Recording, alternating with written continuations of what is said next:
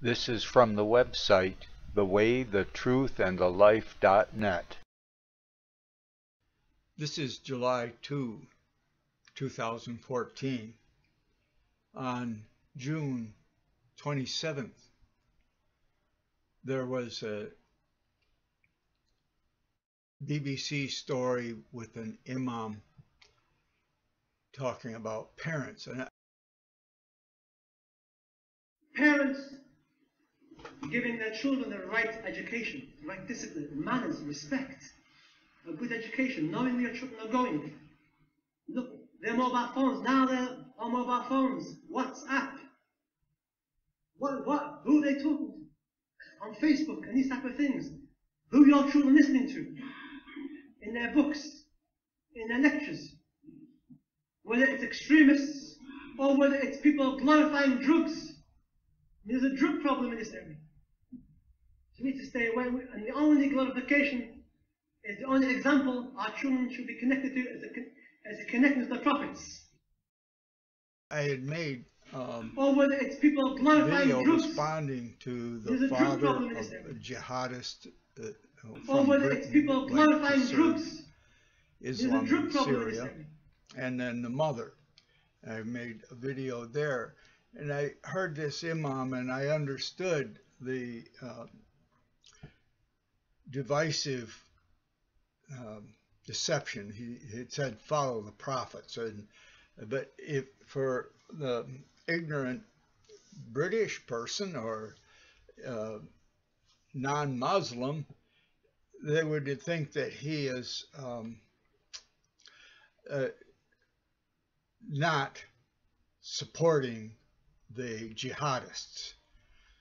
But if you understand Islam, he was supporting jihadists. He was saying to follow the prophets, and the prophets definitely say to engage in this jihad, and to the Jews are apes and pigs. That's in the Quran. That's what the children memorize. But these are understandable things, just like what happened in Egypt. But the deception and the victimization of the non-Muslims, it is a pyramid scheme for world domination. And this imam is saying false things. I'm going to help you have some insight. This is basically, I'm telling you what I'm going to tell you, and I'm going to tell you, and then I'll tell you what I told you, because it's so important to learn this. That was from my friend Al Koachizak, a very good teacher. Said, tell them what you're going to tell them, and then tell them what you told them. The difference is, I was a physics teacher teaching by experiment, not by me telling them. So I'm telling you, I'm going to show you, and then I'll tell you what I showed you, that you can see for yourself. For me, God is everything. In God we live and move and have our being. When we observe reality, whether it's electricity or the way cars move or whatever, and the stuff that we're made out of is God's dirt. Now, to me, these things are not very complicated, actually, but that's another story. Murray TV production. Child Beshmala on Prophet Muhammad and the Jews. Accurate TV, Saudi Arabia, May 7th, 2002. Saudi Arabia call-in number 0037-888-6531. Our report today will be a little bit different, because our guest will be a girl. A Muslim girl, but a true Muslim. Allah willing, may God give us the strength to give our children the same education, so that the next generation of children will be true Muslims, مسلمين صح فاهمين يعني انهم who know they are true Muslims مسلمين وفاهمين and know who their enemies are. أعدائهم مين. الطفلة دي هتعرفكم دلوقتي على This child will now introduce herself. نفسها. هي بنت أخت ليا في الله هويدا، She's the daughter of a sister in Islam, Huwaida, وبنت الفنان وجدي العربي، and of the artist Wagdi al-Arabi. وهي اسمها بسملة وهنسألها Her name is Bashmala, and I will ask her too. كمان. السلام Peace be upon you. Allah's mercy and blessings upon you. عليكم. ورحمة الله. Peace be upon you. Allah's mercy and blessings upon you. اسمك ايه؟ سمعت. What is your name? Bashmala. بسملة عندك كام سنة؟ How old are you, Bashmala? 3.5. تطير. انت مسلمة؟ Are you a Muslim? Yes. بسملة انت تعرفي اليهود؟ Bashmala, do you know the Jews? Yes. بتحبيهم؟ Do you like them? No. لا ما بتحبيهمش ليه؟ Why don't you like them? Because? كده. عشان هم ايه؟ Because they are what? المقررة. They are apes and pigs. عشان هم قردة وخنازير. Because they are apes and pigs? Who said that about them? مين قال عليهم كده؟ Our God? قال عليهم فين؟ القرآن. Where did he say that about them? In the Quran? قال عليهم في القرآن He said that about them in the Quran. That's right. كده صح. طب ويا بسملة اليهود بيعملوا Bashmala, what did the Jews do? ايه؟ ايه. What? بيعملوا ايه؟ شركة بيبسي. What did they do? The Pepsi Company. لو قلتي انت تعرفي المقاطعة كمان يا بسملة؟ So you know about the boycott too, Bashmala. Yes. وهم كانوا بيحبوا سيدنا محمد الرسول عليه الصلاة والسلام؟ لا كانوا Did they love our Prophet Muhammad? No. ليه كانوا بيعملوا فيه ايه اليهود؟ What did the Jews do to him? عشان هو ويقدر يقتل حد كمان. He killed someone. طبعا سيدنا محمد صلى الله عليه وسلم كان قوي كان يقدر Of course, our Prophet Muhammad was strong and could kill them. يقتلهم. طيب وانت تعرفي احاديث عن اليهود مع سيدنا محمد؟ Okay. Do you know the traditions about what the Jews did to our Prophet Muhammad? عملوا فيه ايه؟ ايه؟ في قصة انت عارفاها؟ Is there a story you know? Yes. ايه؟ بتاعت الست اليهودية. Which one? The one about the Jewish woman? الست اليهودية عملت ايه سيدنا محمد؟ What did the Jewish woman do to our Prophet Muhammad? عليه الصلاة والسلام. ترمي الست اليهودية. The Jewish woman? Yes. ايه. ذوت خروج وذبحت. وعزمت النبي عليه الصلاة والسلام وأصحابه. She invited the Prophet and his companions. وإيه. لما قالت ياكل لم تحتسب ذنب. قالت له When he asked her if she had put poison in the food, she said yes. لا ليه عملت كده؟ He asked her, why did you do this? لو أنت نسيت هتموت ولا يرجع منك. لا قلت له لا. She replied, if you are a liar, you will die, and Allah will not protect you. طب لو أنت صادق But if you speak the truth, Allah will protect you. الله يحميك. وربنا حمى الرسول عليه الصلاة والسلام طبعا.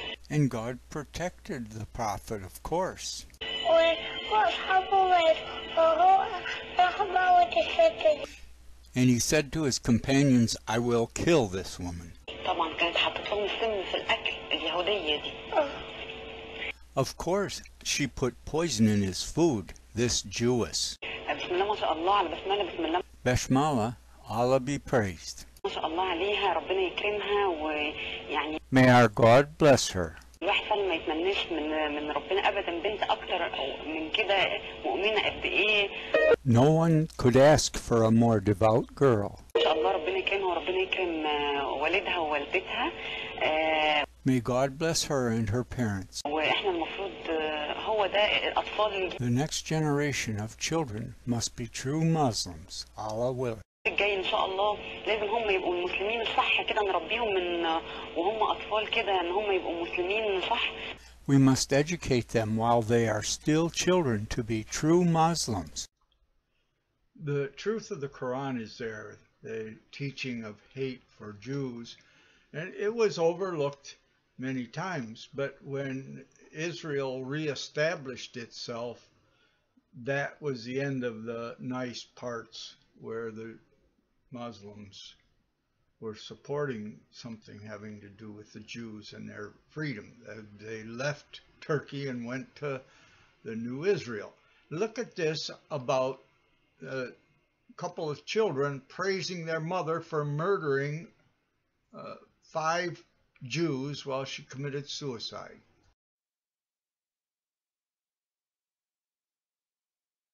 ننتقل الآن إلى ابني الاستشهادية المجاهدة ريم رقاشي، ضحى ومحمد.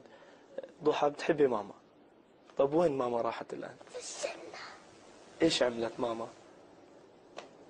استشهدت. قتلت من اليهود. كم قتلت يا محمد؟ إيه؟ كم قتلت ماما من اليهود؟ دولة. كم هذولا؟ 5. تحب ماما؟ نفسك تروح عند ماما؟ طب وين ماما يا محمد؟ الجنة. ضحى تنشدي انت، انشدي لنا شيء، شو بدك تنشدي؟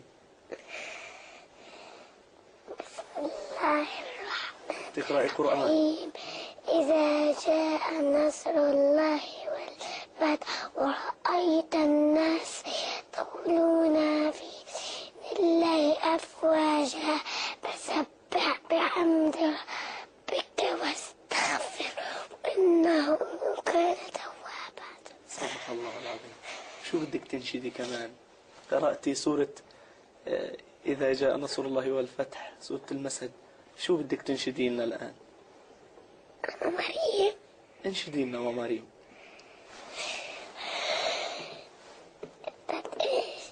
انشدي أي شيء، شو بدك تنشدي؟ محمد تعرف تنشد؟ طب يلا انشد لنا شيء. ايش بدك تنشد؟ عرفت. انت بالروضة؟ شاطر بالروضة؟ أنا بالروضة. يلا احكي. انت في الروضة كمان؟ انت في الروضة يا ضحى؟ في الروضة ولا في المدرسة؟ ما شاء الله. يعني العالم ما تحدث يعني براءة الأطفال، وإذا سألت أنت كمان في الروضة. أنا بدي أحكي في الروضة. أنت حكي. شو بدك تنشدي لنا؟ تسمعي أنشودة ماما ريم؟ طيب يلا انشد لنا إياها. عشان يا أبو نار. يلا كن شاطر ونشدها. فرق والرشاش كالشعار. نعم. محمد ايش بدك؟ يلا انشد لنا. نعم يعني ما خلصت. طيب بدكم تروحوا عند ماما؟ قتلت من اليهود. كم قتلت يا محمد؟ كم قتلت ماما من اليهود؟ كم هذولا؟ 5. تحب ماما؟ نفسك تروح عند ماما؟ طب وين ماما يا محمد؟ الجنة.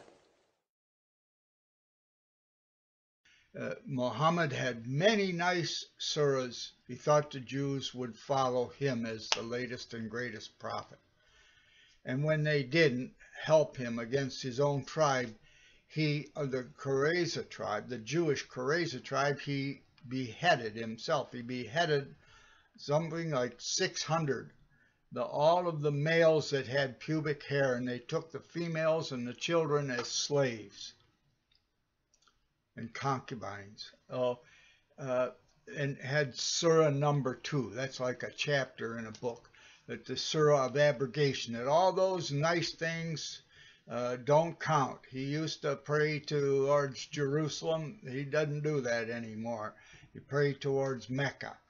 And the Jews are apes and pigs. And all those nice verses don't count. But also is the principle in Islam of deceiving the unbeliever until you have the advantage. And then you, by violence, if they don't willingly submit, by violence you intimidate them into submitting, or if they won't, you cut off their head. And that's what it says in the Quran. That's what any Islamic prophet teaches. Not the impression that they give to the outside world, where deception is part of Islam until they have the power to implement terrorism.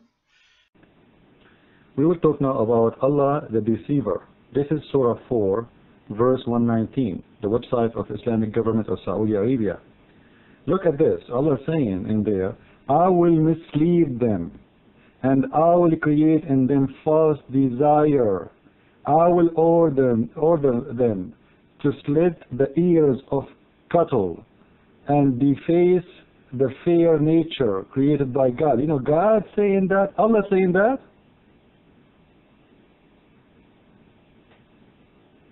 Allah saying, I will mislead them and I will create false desire on them. So who's Allah? Allah is a Satan. I will mislead them, I will create in them false desire. So Allah is the one who do deceive and mislead. I never heard about God who do deceive and mislead except the God of Islam. This is another proof that the God of Islam is a Satan, because I thought only one, and the only one who do deceive, it is only the Satan. But it's very clear that it is not the Satan, it's Allah himself saying, I will mislead them. Why Allah don't say, I will guide them instead of mislead them? Who is the one who do mislead? And not only that, he will create false desire. Imagine how bad the situation is. He is the one who creates false desire on you. Bad desire for bad stuff, like to kill or to steal or to sexual desire, maybe to do bad things to someone from your family. You know, so why God will create false desire? And if you are the one who will mislead, if God decides to mislead me, can I resist? I cannot, right? So God simply in Islam is Satan. Can you see it here? This Imam is saying that the parents are responsible and they need to have the children follow the prophets. That is two messages for the ignorant non-Muslim. It's saying that jihad is bad. The parents are responsible. They're not following the Muhammad. What he's really saying is the parents are responsible. Indoctrinate your children in the Quran, in Muhammad. And that's the ones that are going to jihad. Announcing Book 5 of the Crackpot Conspiracy Series, Islamic World Domination, Fact or Fiction, by Martin and Patricia Riot, is now available at Amazon. Is Islam really a religion of peace? Do you believe the war on terror is really over, as the Obama administration claims? Do you believe the ongoing jihadist attacks around the globe are peaceful? Did you know that the Quran, or Quran, the Holy Book of Islam, commands its followers to spread Islam by the sword? And Muslims have been doing just that for centuries. The Quran also instructs its followers to lie, that's known as taqiyya, or to lie by omission, known as kitman, in order to spread Islam. But one of the biggest lies is that Islam is a religion of peace. Instead, Islam is a religion of war, violence, and vengeance to be spread by the sword. The goal of Islam is that Allah's word and religion reign supreme. According to the Quran, the holy book of Muslims and Islam, Muslims are to pretend to be friendly to unbelievers until strong enough to overcome them. Then Muslims are to make war against unbelievers, that's non-Muslims, converting them by the sword. Also, according to the Quran, any people conquered by the sword must then convert to Islam, or submit to virtual slavery, or be killed. Some list of choices, huh? Make no mistake about it. The goal of Islam is Islamic world domination, and that's as instructed by their holy book, the Quran. Allah will only be satisfied when the entire world is Muslim. The teachings of the Quran, the basis of Sharia law, give no rights to women or children, and Islamic supremacists are pushing to have Sharia law in the USA.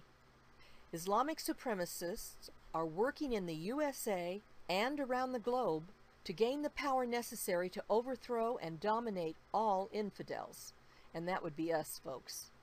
Islamic supremacists are using taqiyya, remember that's lying commanded by the Quran, to lull us into accepting Sharia law and eventual Muslim domination. Barack Hussein Obama is allowing infiltration into the highest levels of our government to these Islamic supremacists who have sworn to destroy us from within by our own hands. Obama is even allowing Islamic supremacists into sensitive positions of national security and national defense. We ask you again, do you believe Islam is a religion of peace? Do you believe the war on terror is over? Get your copy today of Islamic World Domination, Fact or Fiction by Martin and Patricia Riot, and discover the truth for yourself. Islamic World Domination, Fact or Fiction by Martin and Patricia Riot is now available at Amazon.com.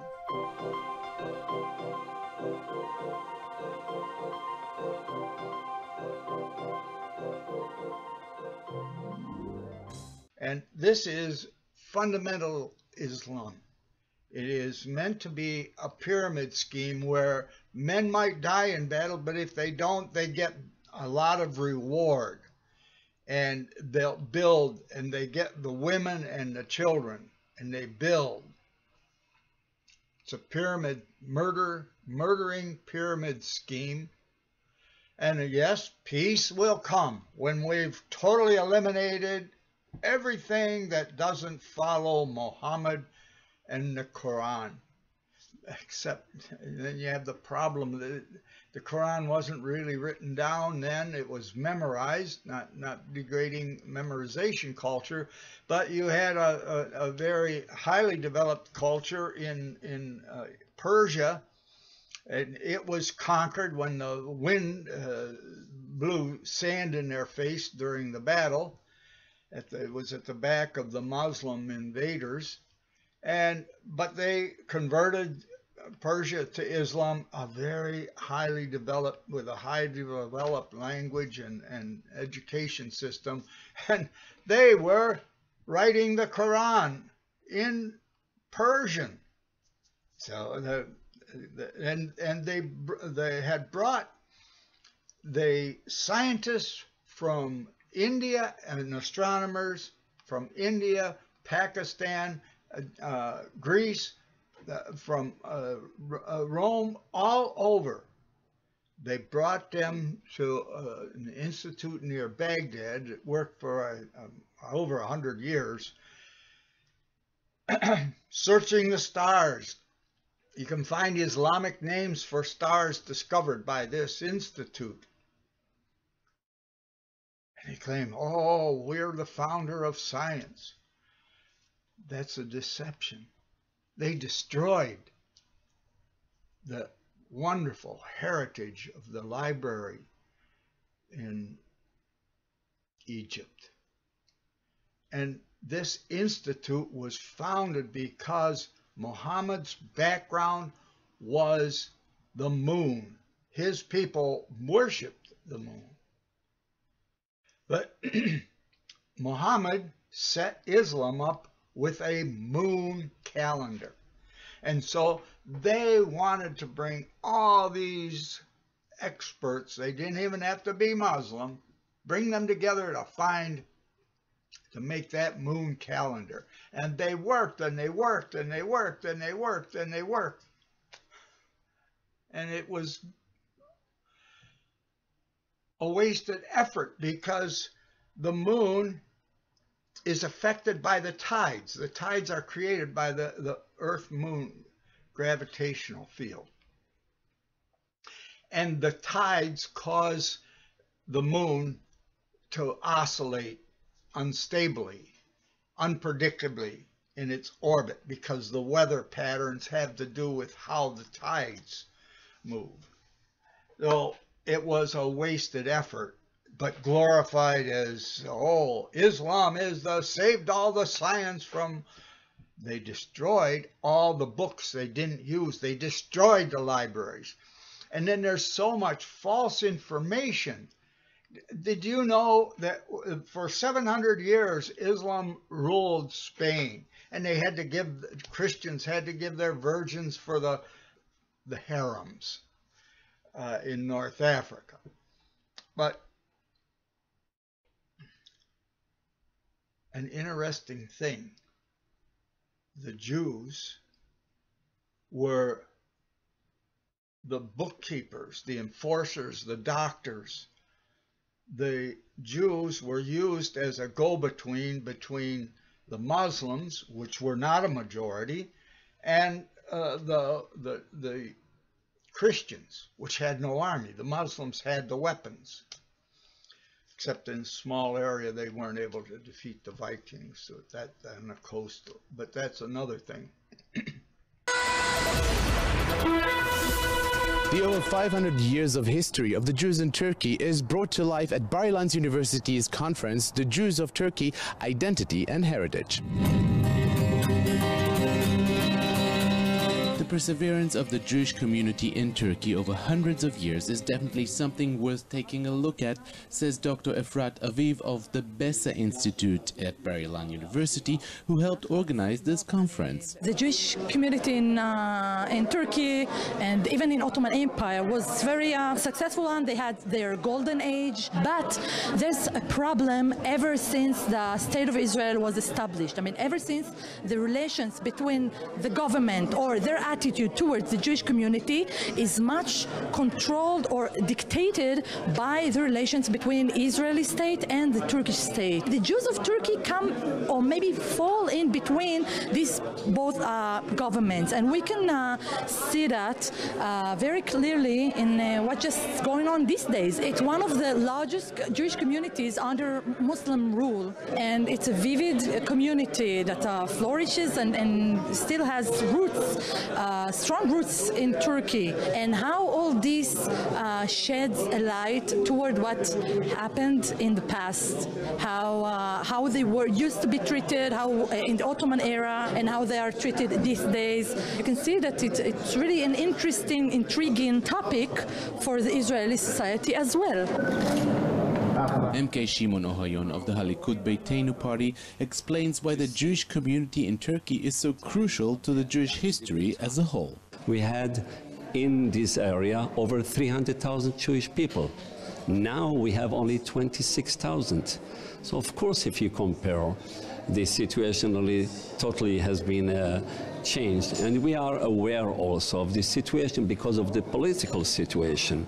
We do worry about what's going on, and we do believe, and we hope that our history will have some kind of influence, the contribution, the good relationship between Israel, the Jewish people and the Turkish people, and the hospitality of the Ottoman Empire, maybe will come back, and we could see also a good relationship between Israel and Turkey. Abdel Raouf Aronat, who is the Jerusalem bureau chief for the Turkish Anadolu news agency, explains that although the relationship between Turkey and Israel is still very strained on the government level, it didn't really hurt the business relationship between the two countries. Israeli relations, and after the founding of the Israel, the Turkey was the first Muslim country who recognized Israel, and this was another important thing.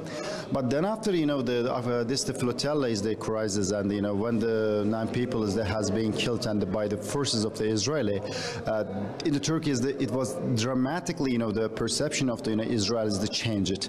I meant, and it is not anti-Semitic, but on the other way, the people is very upset because the Turkey and the Israeli relations during the time after the flotilla 30% rate is the commercial volumes increased and almost $4 billion.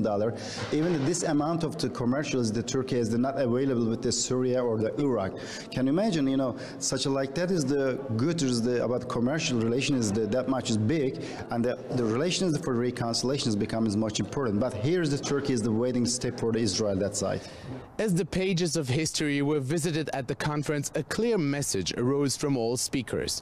The current strain in the relationship between the Turks and the Jews should be taken with a grain of salt, as a new page of good relations between the two is just around the corner. For Jane 1, I'm Ron Jacobson at Bar-Ilan University. The Jews were their bookkeepers, the same as they were for the Norse lords in Northern Europe. And they kept the natives as serfs. And the Jews were memorizing the Torah and highly literate, that gave them access to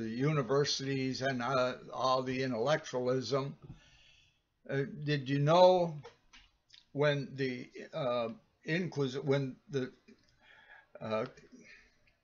it was the Visigoths that retook Spain? They came from the Goths, a fundamental home Christian group, but as the lords gained power and subjugated the people, they joined the Catholic Church. That's a whole nother story.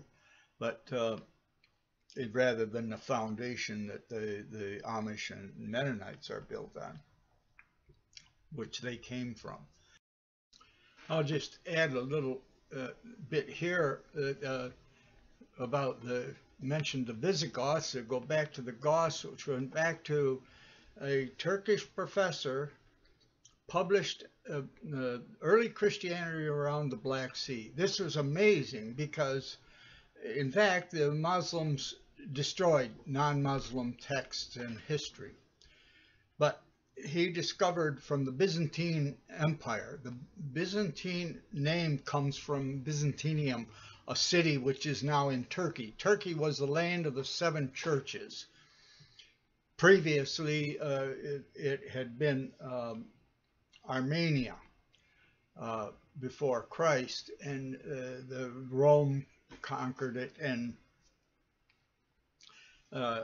it became Christian after Christ. But the amazing thing is that this Turkish professor published this information because Peter and his wife, Paul and his companions, Andrew and his companions, maybe his sister, all preached on the coast of the Black Sea, in the land of the 7 churches. And that spread across to the farming areas of the breadbasket of Europe. And that was families. It had nothing to do with they were persecuted later on. It was 300 years later. Constantine converted Rome to Catholicism, and they persecuted these Christians for some heresy because they read the Bible where it said, Jesus said, I go to the Father and he is greater than I, and they accepted this. But it was taken as the Arian heresy, rejecting the Trinity, Father, Son, and Holy Ghost. It wasn't a rejection. It was just saying the Father was greater than the Son. But that's a whole other issue. In fact, just like Buddhism, Christianity flourished in farm areas. Some violent faiths flourish amongst ranchers and hunters, like Islam and the warrior class of Hindustan, the Hindus. But Christianity and Buddhism flourished in farming areas because they had large families and the children were valued, the adults were respected, the children were the next generation to do the farm and to take care of the elders when they got old. So a peaceful religion grew up. And then the Goths from Gotland, those were 1,000 years later they would call them the Vikings. But the Goths invaded and even defeated the Roman army, but withdrew. They weren't that populated. There weren't that many of them. But they were strong fighters. There's the whole background of that goes back to the culture that came from, believe it or not, hunting woolly mammoths, that took a culture of group respect and working together to carry tons of meat, maybe 1,000 miles. They learned sailing. That's where the sailing stuff came from. But at any rate, back to this, it was amazing that this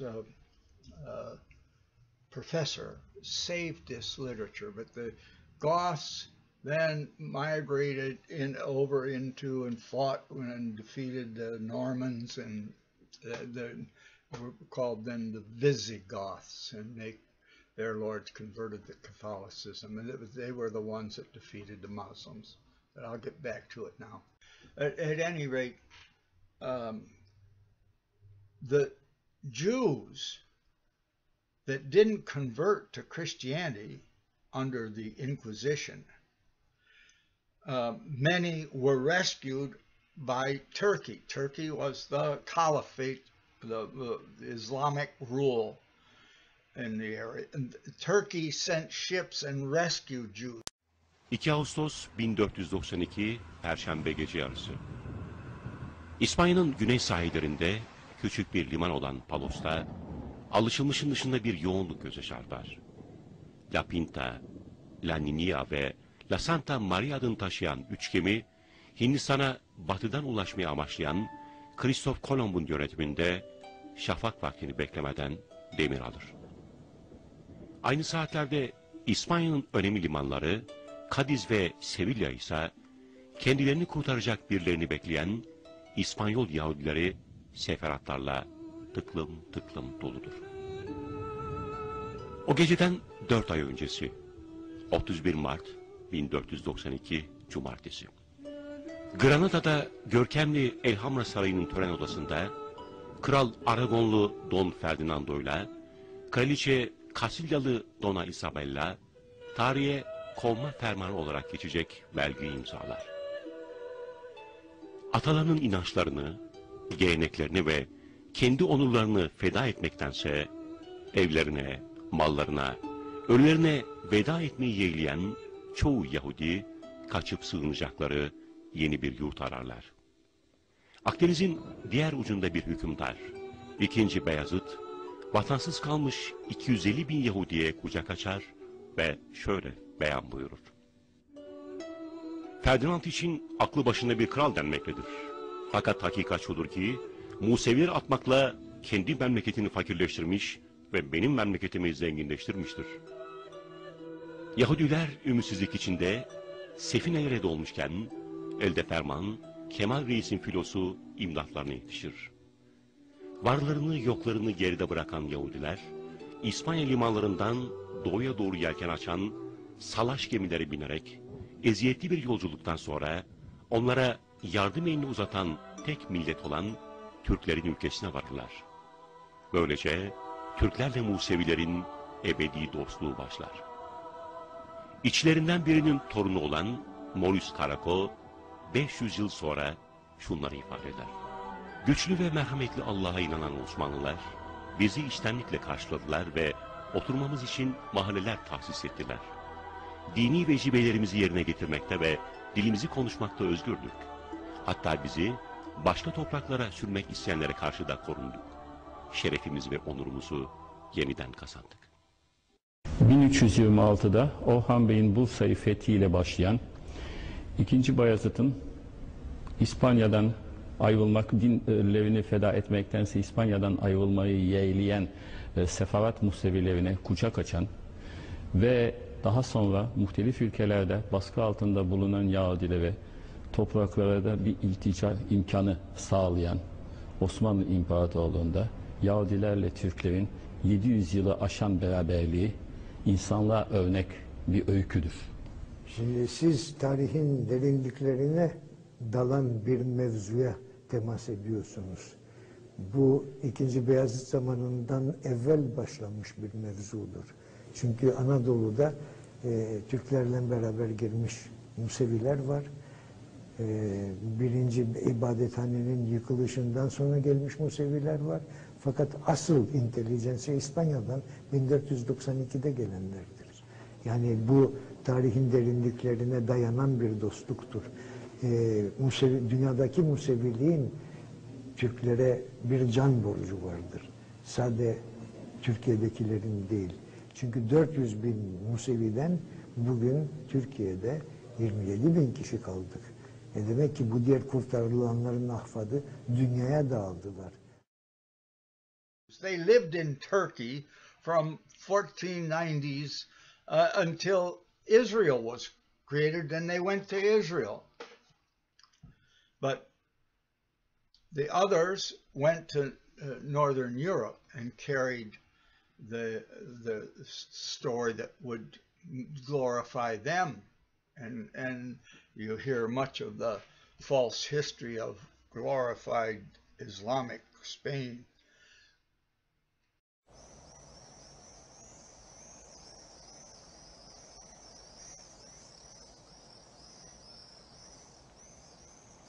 The year is 1492.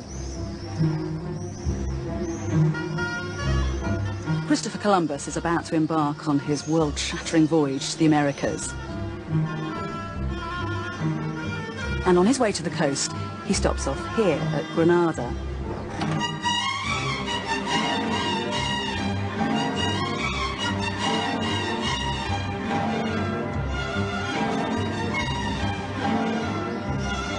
He's the honoured guest of a ceremony hosted by the King and Queen of Spain, Ferdinand and Isabella.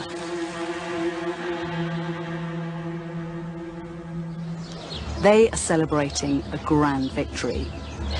Up until this day, Granada had been ruled by Muslims.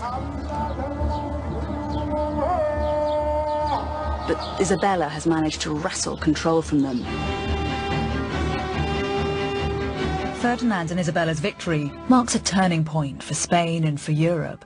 The Middle Ages are over, and the West is about to embark on a new epoch of power and discovery.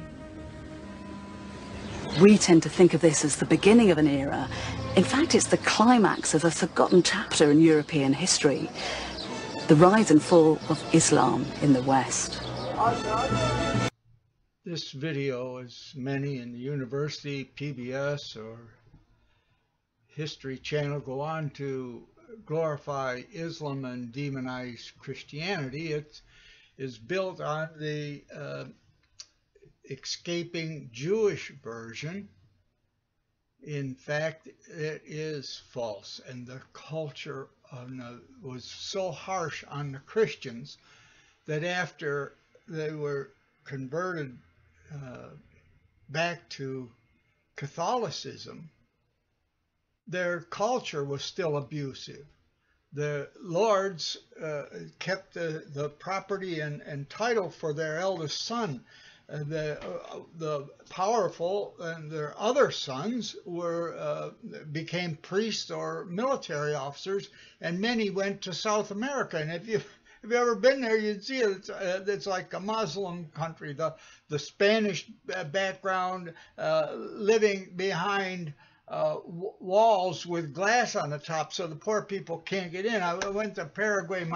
My friend, professor of physics there, and his house protected with these walls, but they have all kinds of servants that they pay pittance to.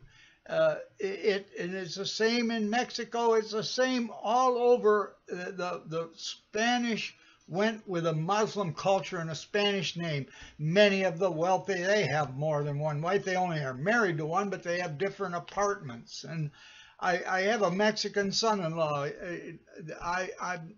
I've been to Mexico. I've been to Paraguay. At any rate, it's the demonization of Christianity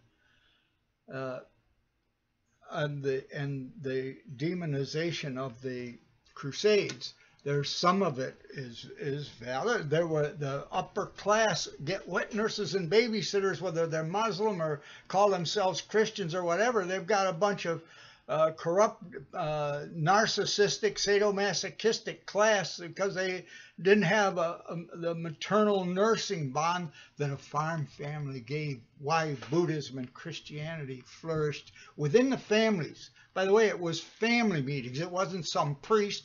In Christianity, Christ came to do away with the priesthood. The church was people getting together and sharing their testimony, learning from their own experience and sharing it with one another. And Buddha was not a god. Buddha was a caring son of a wealthy, powerful person. I have had Muslim friends at the university. They used to come around when I studied in the science and engineering library, and if they had problems with the homework, they'd come and look for help. And I made friends with some of them. One, I invited him to my home, him and his girlfriend, and he says, "Well, I'm Muslim, you know." I said, "Well, what does that mean?" He said, "Well, I said, "What do Muslims do?" He said, "Well, we pray 5 times a day." I said, "Well, I pray 5 times a day. When I get up in the morning, the 3 meals, and when I go to bed at night, I'm thankful for the gift of life and how I might use it to have a purposeful life." But at any rate, he came. He was uncomfortable at first, and then I said I'd like to visit his home. That was very uncomfortable for him, but I didn't understand. And here's the point: he was a good man and a good woman, but if he followed the Quran, he would murder. And these parents that this imam is saying follow the prophet. The prophet had Jesus made mud birds and they flew. The same book Jesus murdered a couple. Just a false gospel that he's quoting from that he had heard while he was leading camel caravans with Christians and Jews. That's where he learned this background. But this is what you're going to follow? The man who had sex with a 9-year-old, married a bunch of women. Many of them he killed their husband to get them. Please save your children from this evil, murdering pyramid scheme. Please.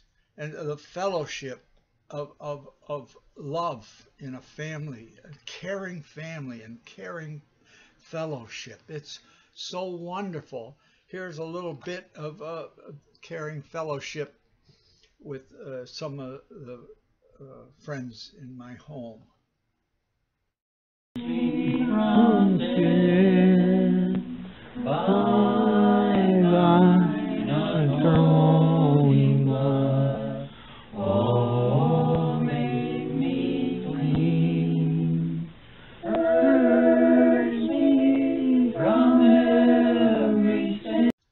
I'll close with a few quick insights. What Paul said on Mars Hill about the unknown God that the Greeks were worshiping. That's our God. In him we live and move and have our being. He's saying God is everything. We're part of it, and we live in God. We're made out of God's dirt. That's number one. What John says in the epistle, God is love.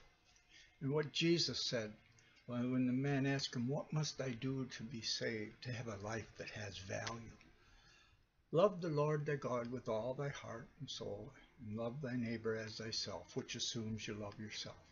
But Paul gave insights there too. Those who God predestinated, he called. You got to be the chosen. And the predestined means you had to choose your parents well. Did you get enough care that you are able to care unselfishly for your own children, for your community, for the future, that you use your life in some constructive way, not making a pyramid murder scheme to dominate. And yes, there is a problem that women and men have. But first, I'd say, as far as the fellowship goes, what Jesus said, where two or more are gathered in my name, I am with them. You know when you have that caring spirit of truth, talking to someone who's just simply open and honest and caring. They're not dumping a burden on you. They're not taking your burden, but they hear one another in a caring way. They'll visit you in the hospital or whatever. And you know, you feel that caring. And you can meet somebody for a cup of coffee or just a social cup of tea, and you know at times the spirit is there, that caring spirit. At other times you push the wrong button and the other guy is there. But this is what we have to live with, what we were given. And the insight into that, discovered that something in the order of 10 million years ago, we emerged from the great apes running out on the grassland to chase the herds of animals. It was a better diet. And the biggest problem that the hunter-gatherers had was inbreeding destroyed the tribe. And they developed a pattern of attacking other tribes, killing the men, taking the young women. That's on YouTube. The TED lectures by the Harvard professor Steven Pinker.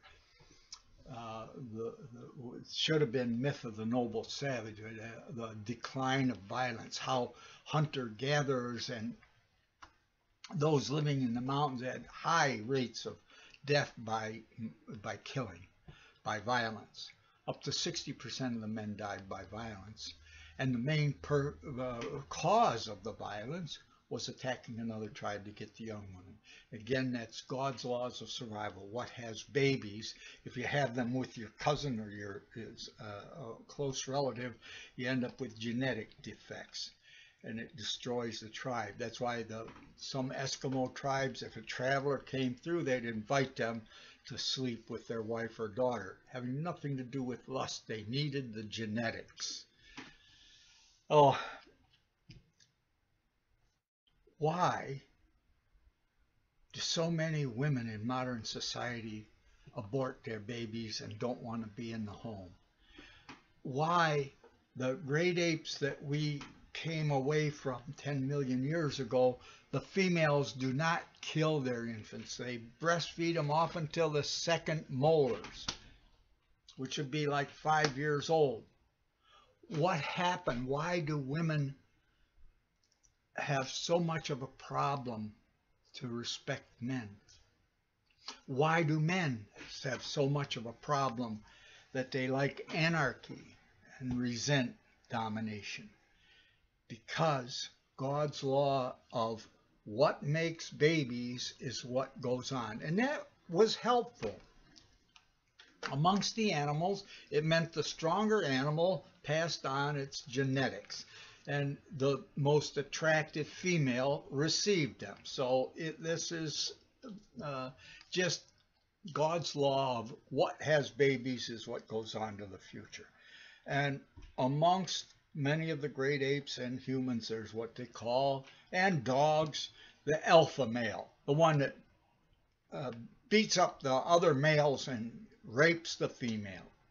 So you've got a whole bunch of males that have resentment against the alpha male, and the females have been raped and dominated going back through their origin emergence as animals. The difference between humans, that they don't care. To say you're acting like an animal. Animals care for their young, their offspring. The mothers are very caring. Let me show you a little clip. Well, all day long we're celebrating Mom, and we all know mother's love knows no bounds. But as CBS 2's other Steve Hartman shows us tonight, it also apparently knows no species. You can understand why some visitors to the Burlington, Iowa Humane Society get a little freaked out. Not every day you see a dog have a kitten for lunch. Grab him, grab the little kitten. And not just a kitten. This dog is about to have a whole litter of kittens for lunch. The story of this unusual dining arrangement began a couple months ago. Lily, a mix of lab and who knows what, was found along an old farm road. She was pregnant and soon had 6 puppies who all got adopted. And everything was fine. Until the kittens showed up without a mother. And we didn't know what to do. I mean, it takes a lot of effort to bottle feed all these kitties. Teresa Kurth works for the shelter and helped come up with a solution. You know, there's a big difference between a dog and a cat. Tell me about it. Yeah. So we thought, let's just try. Try and see if Lily would have the kittens for lunch, which she did. Breakfast and dinner, too. To see this dog just take to these baby kitties instantly, I just think Lily's one of a kind. Yes and no. There was also the cat who heard an abandoned fawn crying for food and took in the little deerlet. Or how about the baby horse raised by a goat? And perhaps most amazing of all, the leopard, who in killing a baboon unwittingly created an orphan. The leopard could have easily made the baby an appetizer, but instead sat down beside and mothered it.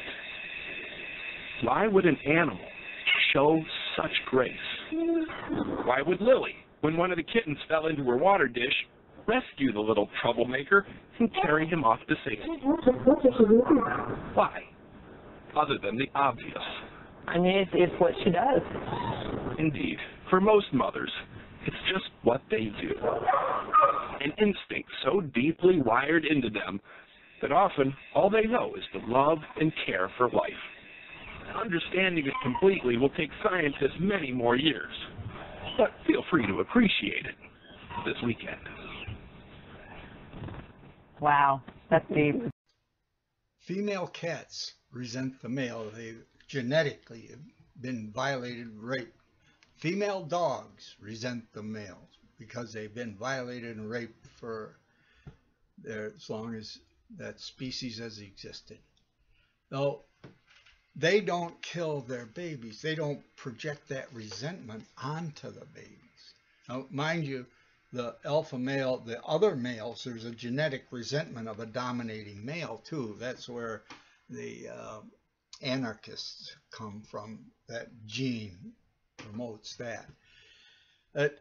In a time of stress, go for a Hitler, go for the alpha male, go for the Islamofascist. Without that, democracy will take us to social welfare, female liberation, homosexual liberation.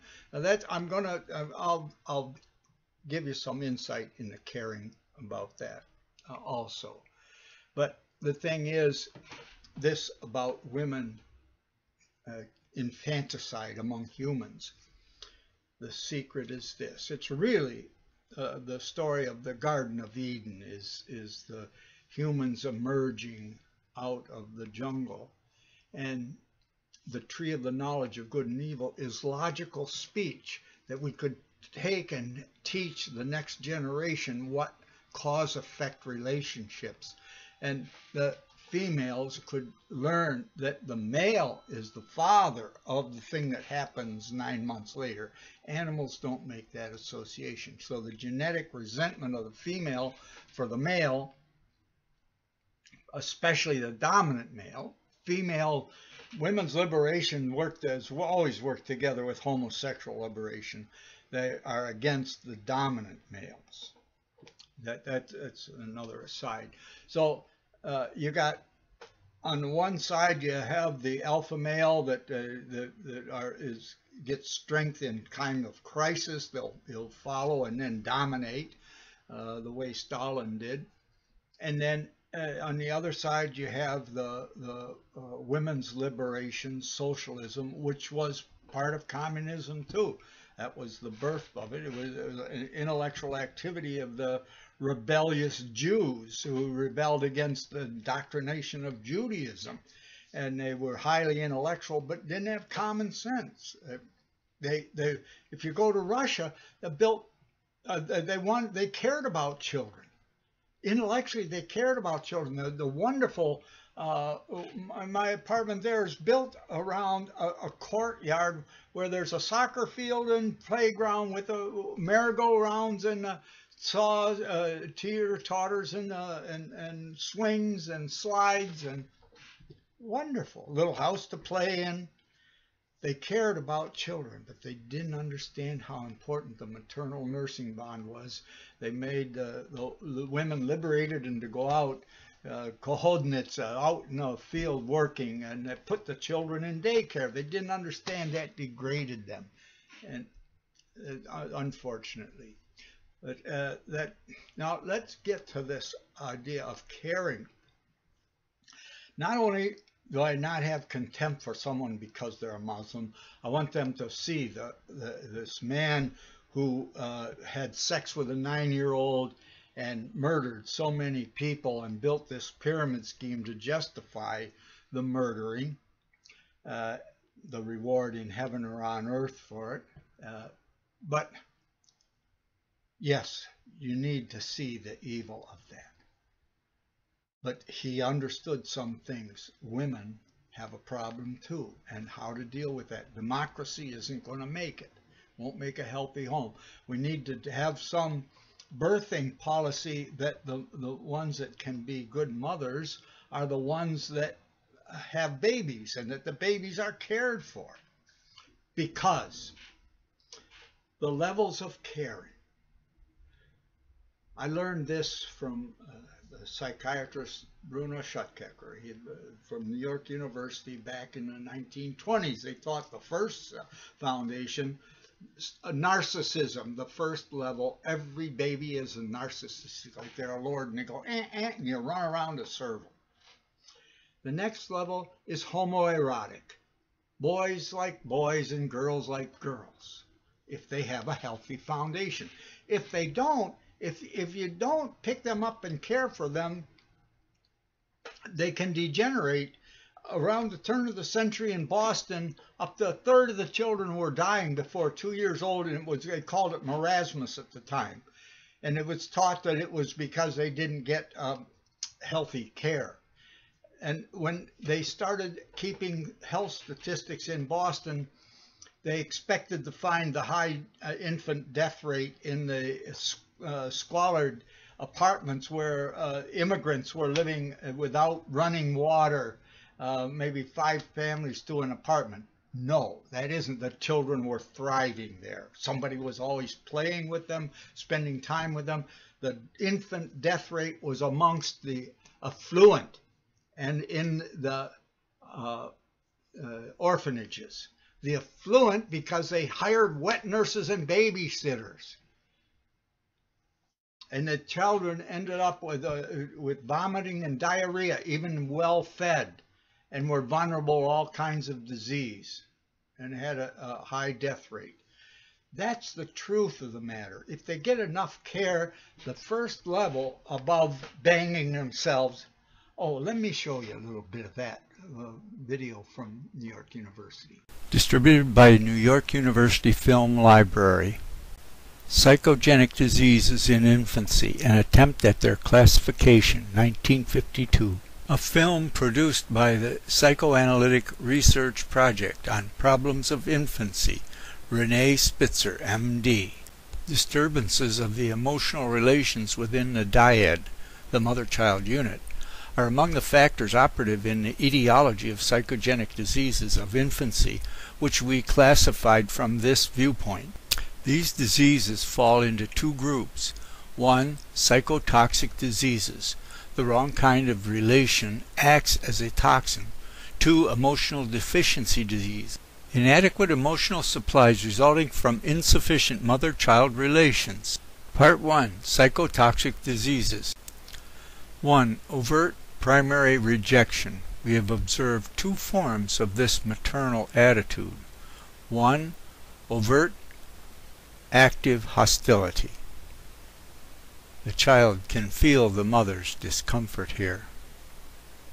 The ability to provide a maternal bond comes from the development of the limbic brain during latter stages of pregnancy and the first 6 months. Ask anyone that is a professional at raising dogs, cats, sheep, goats, horses, cows, or any other mammal.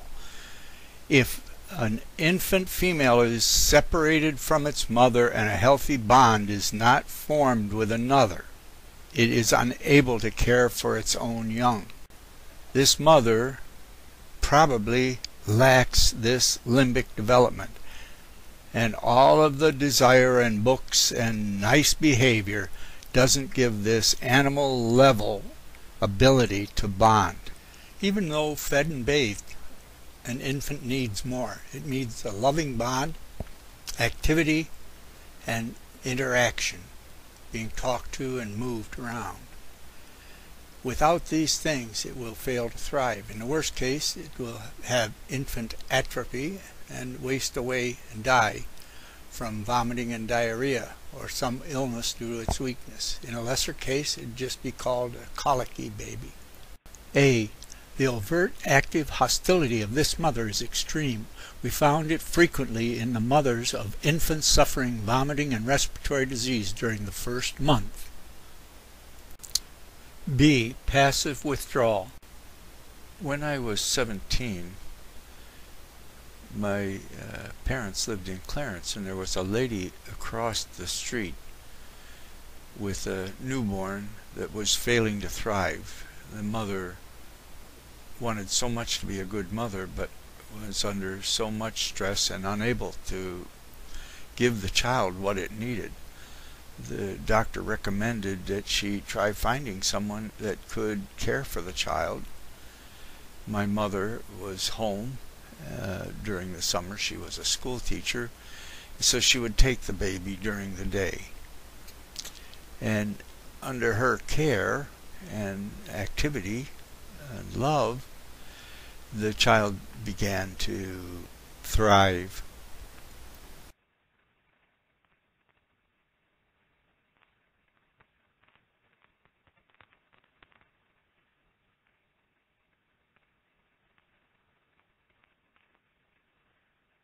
B. The mother withdraws passively, does not accept the infant. Unable to nurse or handle her child, after repeated sucking frustration, in a few days of life, the newborn frequently goes into a coma, ribble. 2. 3 months colic. Infant, transitory colicky symptoms without diarrhea in the first 3 months of life. Mother, anxious over permissive solicitude. We have no motion picture material on such a case. The photographic record of maternal behavior with children older than 1 or 2 months presents serious difficulties. For the remaining part of this film, we will therefore show only the picture of the disease in the child. 3. Atopic dermatitis. In the case of infants developing atopic dermatitis, eczema, after the first 6 months, a significant majority of the mothers shows hostility disguised as over-solicitousness, a form of anxiety.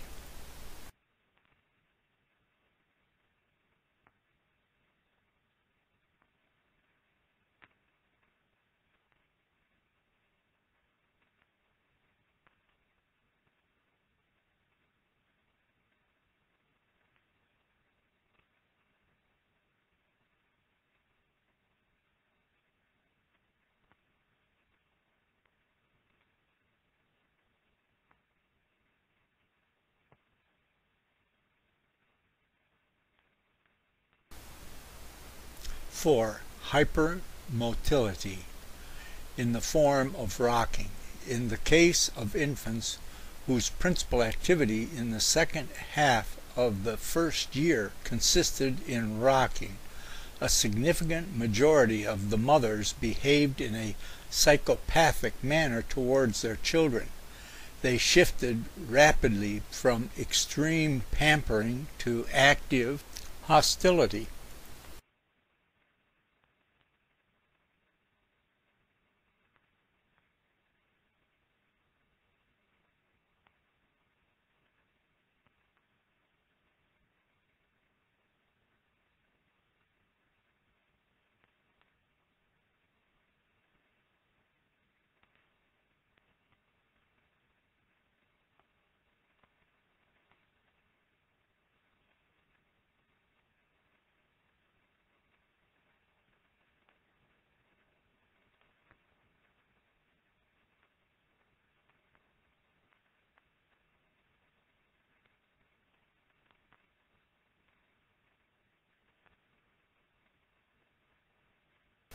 Five, fecal play.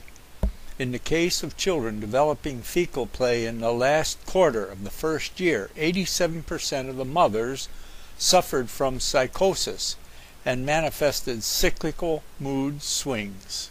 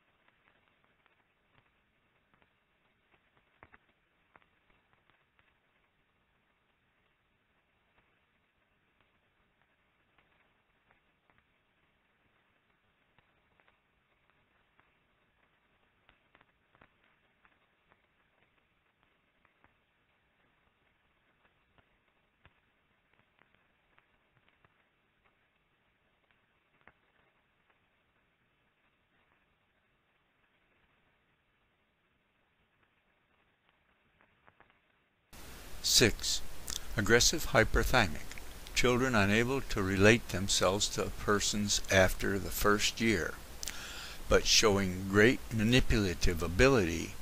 A clinical picture called aggressive hyperthymic by Bowlby frequently had parents who were indiscriminately hostile to everybody.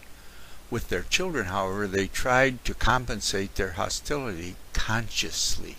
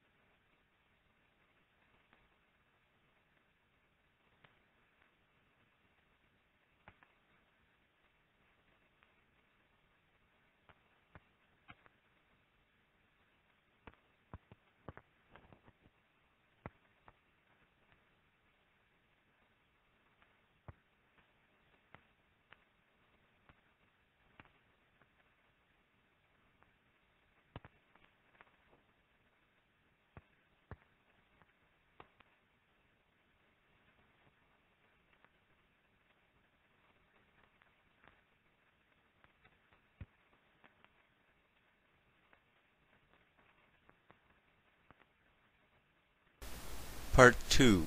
Emotional Deficiency Diseases. 7. Partial emotional deprivation. Anaclitic depression. If between the 6th and 18th month of life the infant is deprived of its mother without adequate substitute, its development becomes retarded in the course of that first 2 months of separation. It becomes increasingly unapproachable, weeping and screaming.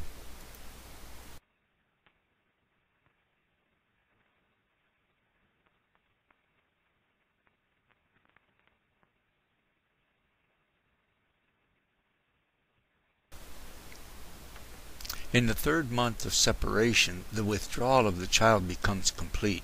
The infant assumes the pathogenic position. Its expression becomes increasingly rigid. The development of mental level regresses.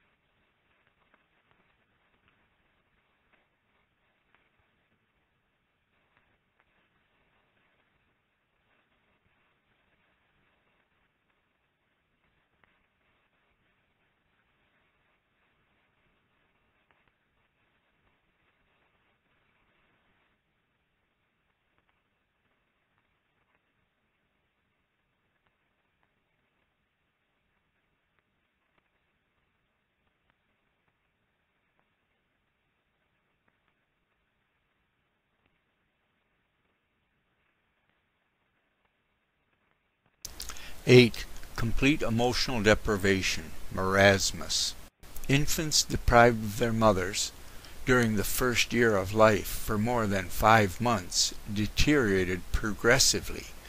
They become lethargic, their motility retarded, their weight and growth arrested, their face becomes vacuous, their activity is restricted to atypical, bizarre finger movements. They are unable to sit, stand, walk, or talk. Case LAM 69, age 9 months, 8 days, deprived of mother for 6 months.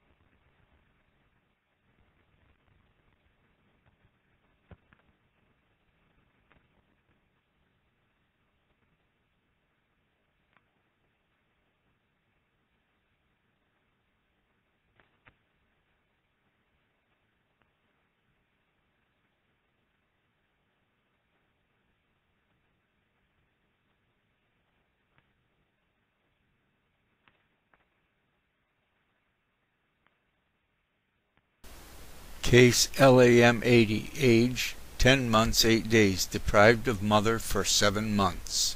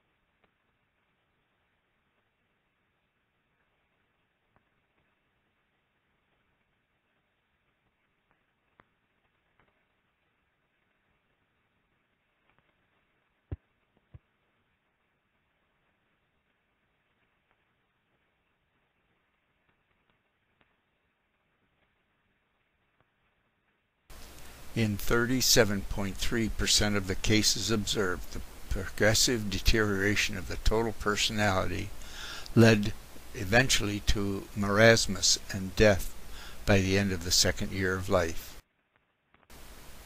Case LM91, age 1 year, 1 month, 23 days, deprived of mother for 11 months.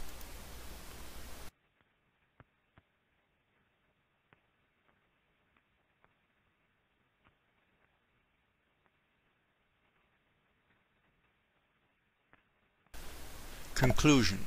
A grouping of psychogenic diseases of infancy into psychotoxic diseases and into emotional deficiency diseases is suggested.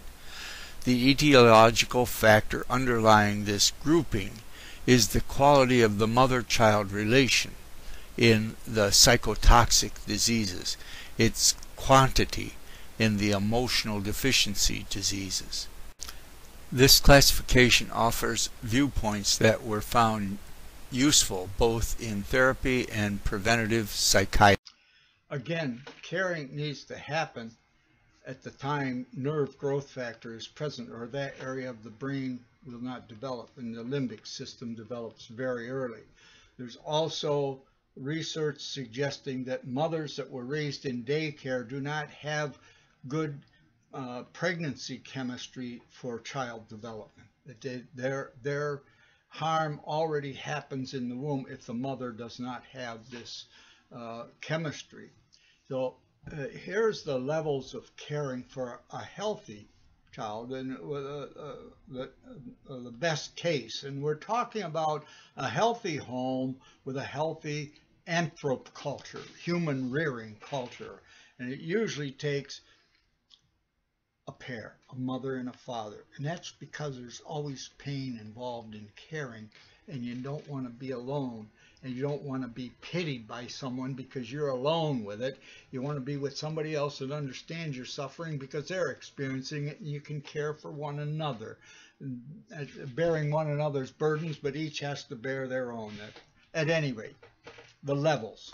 There's that narcissism. Okay. The normal, healthy child is narcissistic, and if they have a foundation, they become homoerotic. Boys liking boys and girls liking girls. And if they have a good foundation, then they develop to heteroerotic. Boys are interested in girls, and girls are interested in boys. And if it builds to a mate relationship, if they have that capacity, and it gives a child, that's the first time there's unselfish love, altruistic caring for a child. So then you take the child and you have a home, and you care about the home. And hopefully the mother in the home and the father are a bonded provider that both have the ability to care. And then as your child grows, they're out to have playmates. Well, we should have our homes built around single-family homes around a block where the inside, a back gate goes into a courtyard that has a soccer field and playground for the children of that community, which is the outer ring of homes. It's a private area that the neighborhood children go into in safety, in a little community place. In there would be wonderful for fellowship and people giving testimony about how things are going, what they care about. If they're able to care about the community, another level of caring. And if you go on caring about, and if you have a pair who that would be the leaders of that community, everybody up for election.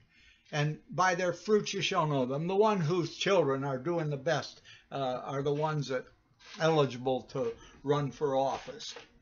And then take 10 of these and put them together, and the 10 pairs run for office there. If there's a 100 or 200 adults in each unit, let's say 100, then the next level 1,000, 10 of these units, and then the next level 10,000, and build a government with pair, man and a woman. The man, the spokesman. We haven't talked about how many more brain cells a man has and the difference in brain development and why. Because the female, that stayed and paid attention to the day at the home to care for the infants are what tended to survive. And the males that were prepared to fight and die and planning the future were the ones that tended to survive. That made the communities that tended to survive. And there's a whole bunch of wisdom and truth here that we're not going to have time to get into, but the higher levels of caring than statesmen. But a pair, successful pair, the outcome of their family be evaluated to the top ones are the only ones, evaluated by independent criteria to stop the narcissism and selfishness of getting to run government and try to build something. So these levels, if someone's homosexual, does that mean they're evil? That's their business. If two adults are doing something together privately, it's their business. But to make it public, to catch boys or girls in that lifestyle while they're in an earlier stage of development to corrupt their ability to grow, to be healthy parents and healthy community members, that they're advocating for homosexuality and drug freedom. Obama, you know about that. He's trying to free the drug people, and he's praising the homosexuality. I'm not degrading, but to make a homosexual marriage is to me degrading to humanity. If same-sex couples want to live together, that's their business. But the home is for a mother and a father, and a marriage is for a mother and a father. Obama comes from a different background.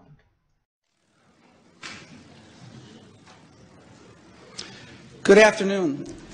My name is Montgomery Blair Sibley. I'm the attorney for Larry Sinclair, and I just want to give you an overview of how we're going to proceed this afternoon. First, the National Press Club rents space. They do not condone or endorse the views of the people who rent the space. And we've been overwhelmed with people criticizing the National Press Club, and we just want to make it clear, Larry is here because he rented this room, and as a result, he's allowed to get up and say what he wants to say. Good afternoon. First thing I'd like to do is thank a very personal thank you to Reverend Pastor James David Manning for showing up, for his support. Thank you so much for being here. It means a great deal. Good afternoon. My name is Larry Sinclair. I'm a former recreational drug user, drug trafficker, and I'm a convicted felon for crimes of forgery, bad checks, and theft by check. But I'm also an American citizen. I love this country, and I cannot stay silent regarding Barack Obama, knowing what I know. Today I will discharge my obligation as a citizen to witness this knowledge to you and raise questions for others to investigate and consider. I'm going to briefly describe my background and experiences with Senator Obama. In 1999, what appears to me to be a coordinated effort to discredit me, and finally a list of questions. After this brief statement, I will take and try to answer any reasonable questions. In regards to the Obama incident, I flew out of Colorado Springs, Colorado to Chicago on November 2nd, 1999, arriving in O'Hare early in the morning of November 3rd. I went to the Chicago area to attend the graduation of my godson, my best friend's son, from basic training from the Great Lakes Navy Training Facility. I made reservations at the Comfort Inn and Suites in Gurnee, Illinois, based solely on the location to the training center. On November 5th, 1999, I hired the services of Five Star Limousine. Excuse me. I had hired them both for November 5th and November 6th of 1999. On November 6, 1999, I asked the limo driver, whose name I now reveal for the first time, Jagir Paramit Mutani, if he knew anyone who would like to socialize and show me Chicago. One note, there's a typo in the statement that you will get at the end of the statement. We will put an updated and corrected version on a website that you will also be given access to, as far as the name is concerned. Mr. Mutani understood that I was looking for someone who knew Chicago and would enjoy socializing. Mr. Mutani said he knew someone who was a friend of his. On November 6, 1999, after picking me up at the hotel in Gurney, and this is significant, Mr. Mutani used his cell phone to make a call. That call was made to then Illinois State Senator Barack Obama to set up an introduction between myself and Senator Obama. Upon arriving at the bar and exiting the limo, Senator Obama was standing next to Mr. Mutani, and I was introduced to Senator Obama by name. Later that evening in a bar which I believe was called Alibis, and I state believe because I have failed so far to get Citigroup to provide the credit card receipts that has the actual name. I mentioned I could use a line or two to wake up. Senator Obama asked me if I was referring to Coke, and I stated I was. After stating I was, Obama stated he could purchase cocaine for me and then made a telephone call. This too is significant, from a cell phone to a presently unknown individual, during which Senator Obama arranged the cocaine purchase. Senator Obama and I then departed the bar in my limousine and proceeded to an unknown location where Senator Obama exited the limousine with $250, which was provided to him by me. Returned a short while later with an 8-ball of cocaine, which he gave to me. I did ingest a couple of lines of cocaine, and shortly thereafter, Senator Obama produced a glass cylinder pipe and packet of crack cocaine from his pocket. Obama then smoked the crack cocaine. I performed fellatio on Senator Obama in the limousine during the time Senator Obama was smoking crack cocaine, after which I had the driver take me to my hotel, the Comfort Suites, Gurney, Illinois. The following day, November 7th, 1999, Senator Obama appeared at my hotel room, unannounced, uninvited, where we again ingested cocaine, and I again performed fellatio on Senator Obama. Significantly, both the driver's telephone call to Senator Obama and his call to the drug dealer should appear on the driver's and Senator Obama's cell phone billing statements. In the fall of 2007, September 2007, I contacted the presidential campaign of Barack Obama to request solely that Senator Obama publicly correct his stated drug use record to reflect his use of crack cocaine with me in November of 1999. When I made the first contact, I left with the presidential campaign of Senator Obama a telephone number for the campaign to return my call. The first number I provided was a Texas cell phone number. From the period of Labor Day weekend 2007 through November 18th of 2007, I did provide a total of 4 different callback numbers to the Obama campaign. As I had moved and I had changed the numbers to reflect locally my place of residence at the time. In late September to early October, excuse me, I lost my place here. In late September to early October 2007, I received a call from a male who identified himself as a Mr. Young, stating he was calling in regards to calls I had made to the Obama campaign. This first call was in fact an attempt by Mr. Young to obtain from me the identities of anyone I contacted concerning my 1999 allegations against Senator Obama. This first call shocked me in that this Mr. Young asked me why I had, excuse me, why I had never mentioned to the campaign,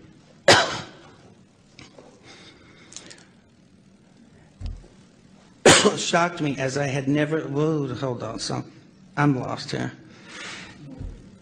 Thanks, because this is getting, I can't even see it. The first call was in fact an attempt by Mr. Young to obtain from me the identities of anyone I contacted concerning my 1999 allegations against Senator Obama. The first call shocked me in that this Mr. Young asked me why I had not asked Senator Obama to disclose the sexual encounters I had with Mr. Obama in 1999. I was shocked as I had never mentioned to the campaign or anyone working for the campaign any sexual encounters, as my call was prompted by drug allegations only. The call ended with Mr. Young stating I would hear from someone in a few days. In mid to late October 2007, I received a second call from this Mr. Young, at which time I clearly became aware that this individual was personally involved with Senator Obama rather than just an employee of his campaign. The tone of the conversation had a sexual nature. Mr. Young did not once advise me how he obtained my phone number, which by this time had now changed to a Delaware number. In late October 2007, I received a text message from the gentleman identified as Mr. Young, in which he stated he was intimately involved with Senator Obama and that Obama was discussing with him and his pastor how to publicly acknowledge Senator Obama's drug use in 1999, and that Obama wanted to be sure I had not discussed the sexual encounters or drug incidents with any media at that time. In mid to late November 2007, in another text message from Mr. Young, he advised me that Senator Obama will publicly correct his statement as to the last time he used drugs, and I did not need to concern myself with publicly disclosing it myself. The last contact I had with Mr. Young was in early December 2007, when he made it clear to me that Senator Obama had no intentions of publicly acknowledging his 1999 use of crack cocaine, and that Mr. Young was in fact doing nothing more than milking information from me for Senator Obama's use. I later learned that A. Donald Young, the choir director of Reverend Wright's Trinity United Church of Christ, Obama's now former church, and who was openly homosexual, learned that he was murdered on December 23rd of 2007. I have cooperated with the Chicago Police Department in this matter by providing them the telephone numbers I was using during the fall of 2007. And I release them now publicly in the hope that someone may be able to connect the dots between these telephone numbers and Mr. Young. Those numbers are 954-758. Actually, that should be 956. That's another typo. 956-758-1105. 956-758-1885. 956-758-8002.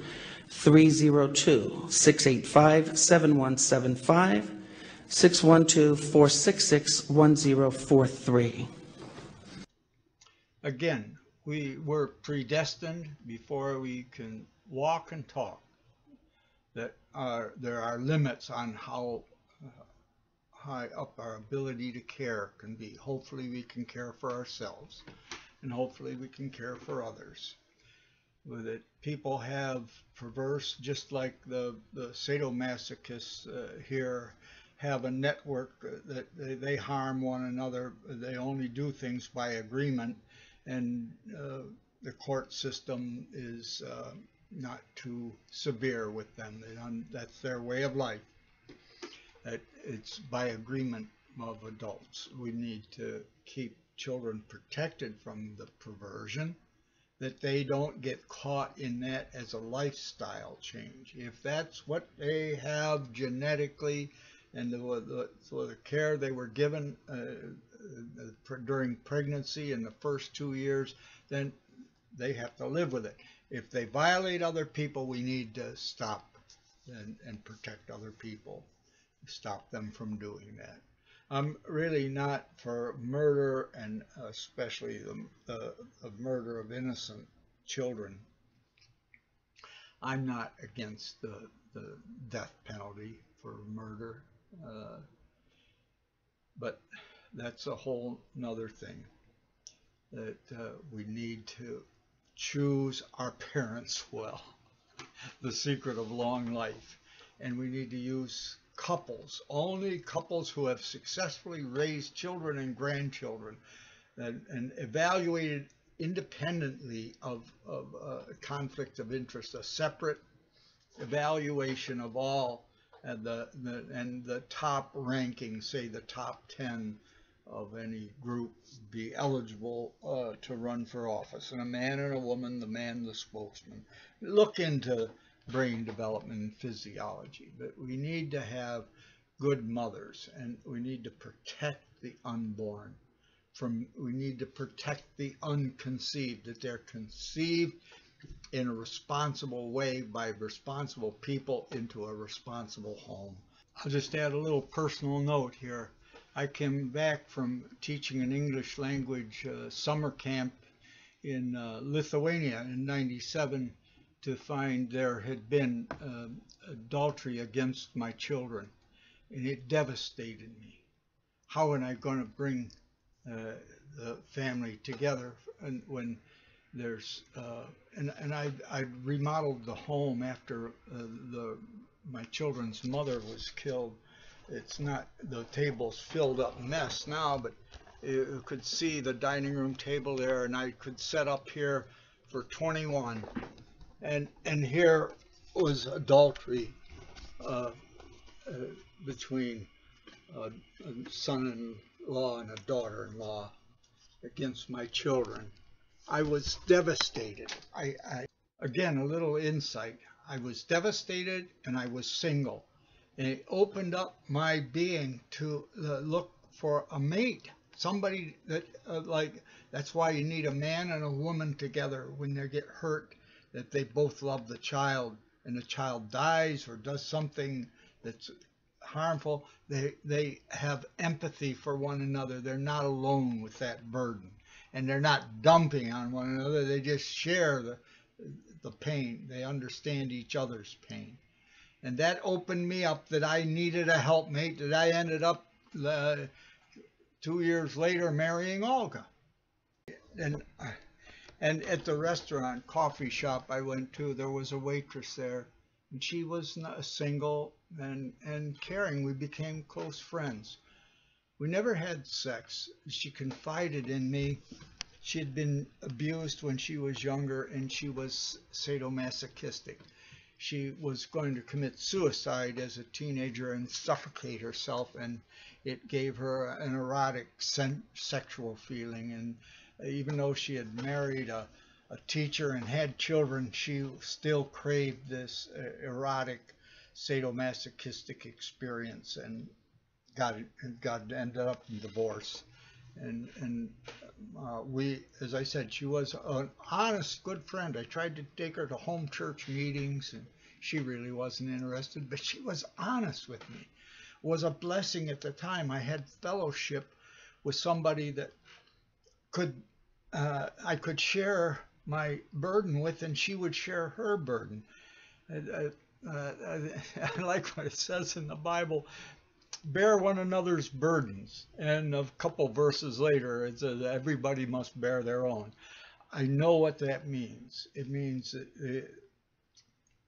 that you need empathy, somebody who's gone through similar experiences, that you're not alone.